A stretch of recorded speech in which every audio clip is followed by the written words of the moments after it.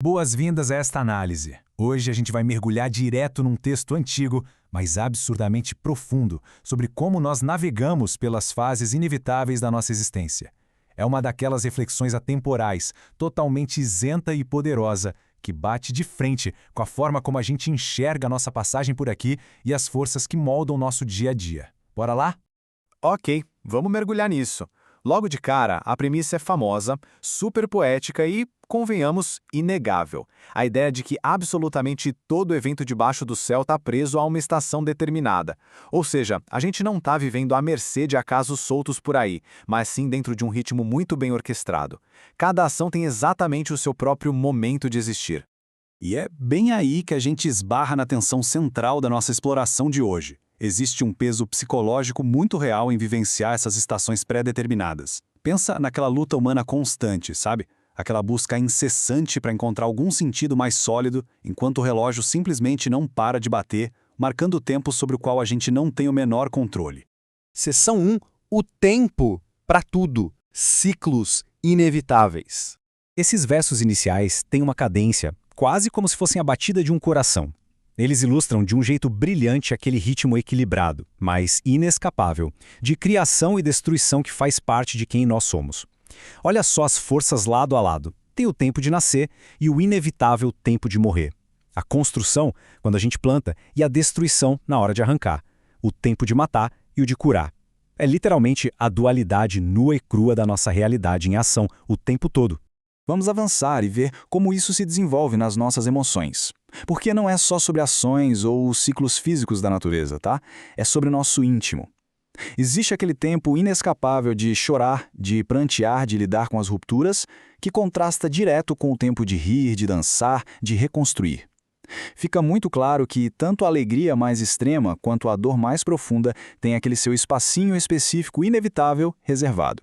E percebam como esses pares continuam fazendo um mapa completo de toda a complexidade da história humana e da nossa própria jornada pessoal.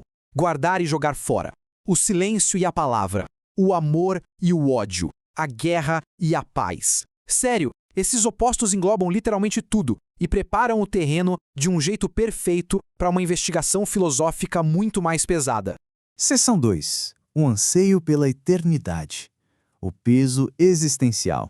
Aqui, aquela observação mais poética começa a dar lugar a um questionamento existencial bem denso.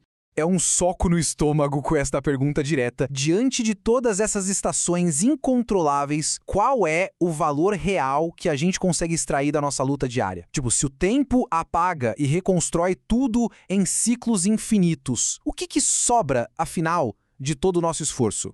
E olha, a resposta inicial não é das mais animadoras. A gente percebe um reconhecimento claro de que colocaram um fardo incrivelmente pesado nos nossos ombros. Ficar ali, de camarote, assistindo a essas engrenagens do tempo girando sem parar, acaba criando um desgaste emocional gigantesco para quem tenta, a todo custo, encontrar respostas definitivas. Agora, o que é muito interessante aqui é a magnitude de todo esse conceito. A sabedoria aponta que as coisas têm o seu tempo perfeito, sim, mas a grande tragédia humana é já nascer com esse anseio pela eternidade gravado no peito. É uma tensão que machuca, sabe? A nossa mente é mortal, super limitada, a gente não consegue compreender a obra inteira, mas lá no fundo a nossa vontade grita por algo que dure para sempre.